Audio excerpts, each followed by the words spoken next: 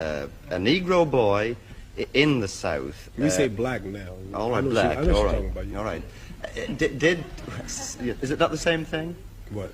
No, Negro. We are taught that all people are named after country. Chinese are named after China. Cubans are named after Cuba.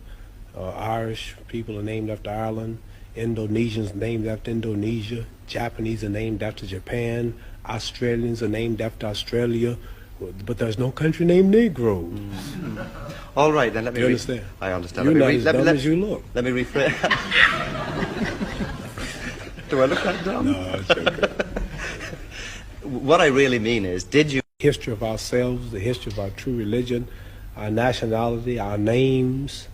See, we don't have our names, you know. I notice how proud you all are, proud of your names. See, Chinese have names like Chang Chong, Lu Qian. This is Islamic teachings. Russians have names like Kosygin or Khrushchev. You have names like O'Connor or Grady or Kennedy. And Africans have names like Lumumba, Nkrumah. And Jews got names like Weinstein and Goldberg. And Italians got names like Dundee and Benvenuti and Marciano. But we have names like Grady and Clay and Hawkins and Smith and Jones and Johnson, but we are black. These are the slave names. Yeah, when I heard this, I knew it was the truth. It's history. So Mohammed Ali is a beautiful black name of our ancestors. So when I heard this, I just had to walk out of the church and Christianity because they never taught us our true knowledge. Then they told me how we were brainwashed in America. We see Jesus, he's white with blonde hair and blue eyes. We see the Lord's Supper, all white people. We see the angels in heaven, all white people. Woman, Miss World, a white woman. Even Tarzan, the king of the jungles in Africa, he was white. He said,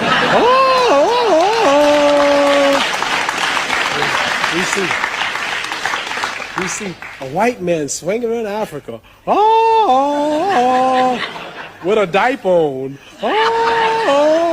He beats up all Africans and breaks the lion's jaw. And then the Africans been in Africa for centuries. But he can't yet talk to the animals. But Tarzan, all of a sudden, some goat raised him up and he can talk to the animals. So I'm just showing you how the black man in America has been whitewashed his mind. And then we look at the good cowboys. They rode the white horses and the president lived in a White House. They got TV commercials, White House cigars, White Swan soap, King White soap, White Cloud tissue paper, White Rain hair rinse, White Tornado Flow Wax, White Plus toothpaste.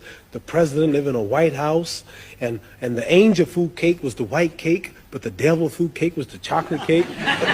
Everything good was white. And when I heard this, I said, boy, this is the truth. So our religion teaches us the knowledge of ourselves, the knowledge of our culture, the knowledge of our history, makes us want to be with our own, marry our own, live with our own, clean up ourselves, do for self, quit forcing ourselves in white neighborhoods, but clean our own neighborhoods, makes us proud, makes us identify with our own brothers throughout the world. And after I heard this, being an intelligent man, then like I'm not only a winner in boxing or my stand on the draft, I'm a winner also in the movement that I follow for my people. And the only leader is Elijah Muhammad, who we believe was taught by Allah, God himself, to teach the so-called American Negroes the truth that's been hidden from them for 400 years, which will free them. Has said something which perhaps a lot of us white people have misunderstood. Perhaps you can explain it to me. He said that white men are devils. Yes. What does he mean by that? He means just what he said, the deeds and the works of the man. He says the American devils. The lynching, the killing, cutting the black people's private out, sticking it in the mouth, is what they did to us. Got a book called 100 Years of Lynching written by white men.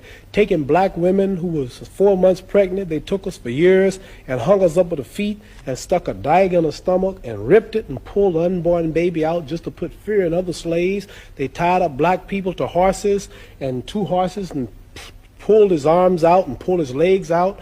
Lemonade trains with white children and white people of America used to come and watch them tie up 10 or 15 black men and pour gasoline on them and burn them, watch them burn alive.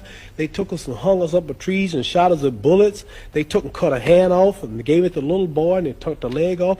And this is worse than the devil. All right, but... see, the devil, the preacher in the church taught us that the devil was up under the ground. Right. And he'll wait till he died before he burn us up. this white devil in America was worse because he burned us while we was alive. He didn't wait till we died. So what I'm trying to say is the deeds and the works. And I think this, if Elijah Muhammad can stand in America for 42 years before my little black self was born and say that the American white man is the devil, then the white man should get up and say you are a lie and carry him to court and say we are not the devil. Not one American, not one government official, one mayor, one senator, none of them will stand up and say that they are not devils and this man is lying. So what am I to do? Right. I believe it. Do you believe that every white man is a devil? I mean, Angelo Dundee, Harold Conrad? Angelo Dundee's Italian. He's got a lot of black blood in him. Harold Conrad's Jew.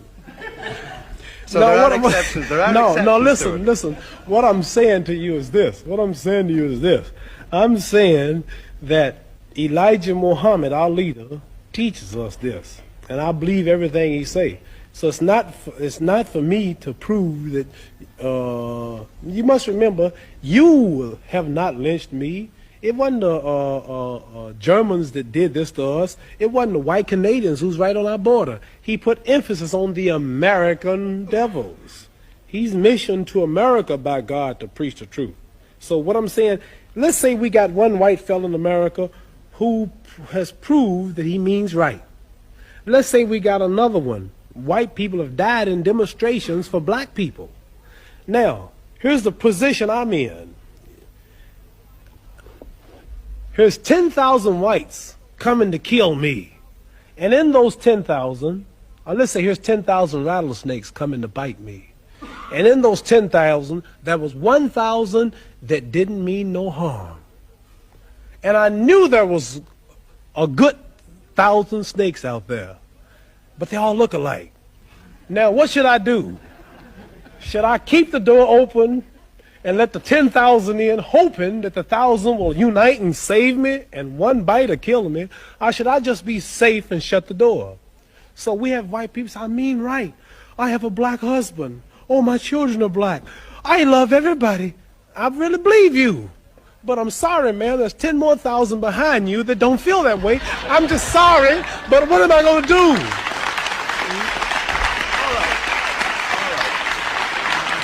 So I like to say this, that I know, I'll bet my hand on my family's life now, that there's some whites that mean right and sorry that they're from this race. But there's so few until it don't really matter, until I can't forget all the lynching, all the depriving, all the murder, everything that's happened, because there are two that mean right. Right, but don't see, when America dropped bombs on Vietnam, she drops them. Okay. Babies, boys, when she dropped the bomb on Japan, she dropped it. They don't say some innocent, they just said war. So when a person in Belfast leave a bomb, they don't say, well, there's a kid that's innocent in here. There's an old lady, she's blind. They just, boom, throw the bomb. So what I'm saying, not because they do, we have a problem. It's black and white. And maybe there's a few voices, I mean right. But there's so many that don't. So we have to look at the problem as a whole. I want to get that plain. I know there are whites that mean right. Okay. You yourself have some little white blood in you. Yeah, what are you saying? You feel totally Negro? Or do you feel... Black? Yeah. Well, nobody is really totally. Like Chinese are yellow, they say, but they're not really yellow. They say, you white. Well, give me something white. You don't look white. Here's white. See, this is white. You're not white. You kind of pinkish. Okay. You're not white. See, that's white. Right. So I'm not black, but I'm considered black. But as far as the blood is concerned, some people say, you talk so bad about us in America. You have white blood in you. How did I get white blood in me? Well, you know, way back 100 and something years ago, the old slave master's wife used to get tired. And he would sneak back in old Granny's shack. And old Granny had big hips, and she was pretty and had a big breasts and big legs, and she was strong. She worked all day to clean up the white lady's house, raise the white lady's babies, and the old white lady was tired and weak, and the old black slave was back there all strong, and he would slip back at night and close the door, and you know what he would do? I can guess. You can guess what he would do. And then here come me, half black. See?